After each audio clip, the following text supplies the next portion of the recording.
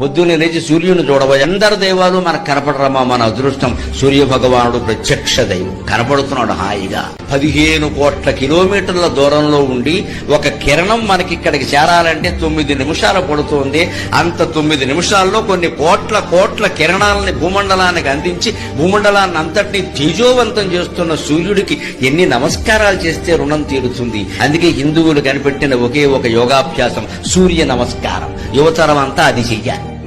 జమ్ము కాదు పని లేక సూర్య నమస్కారం చేయాలి. డాబా మీద సూర్య నమస్కారాలు చేయాలి. అది కొనడు, 4 యంత్రాలు కొంటాడు, పైకి లేపుతాడు, కిందకి తీస్తాడు, 4 రోజులు వాడతాడు. 4 రోజులు అయ్యాక దాని మీద తువ్వాళ్ళునో బనీళ్ళు ఆరేస్తాడు. సూర్య నమస్కారానికి యంత్రంతో పని లేదండి. ఓ తుండుగొడ్డ, ఓ చాపోటి డాబా మీద వేసుకుంటే హాయిగా చేయొచ్చు.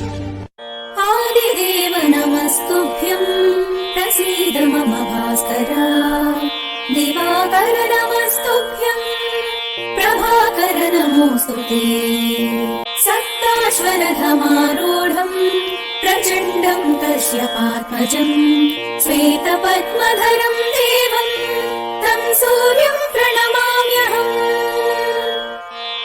लोहितं रथमारूढं सर्वलोकपितामहं महापापहरं देवं तं सूर्यं प्रणमाम्यहम् त्रैगुण्यं च महाशूरं ब्रह्म विष्णु महेश्वरं महापापहरं देवं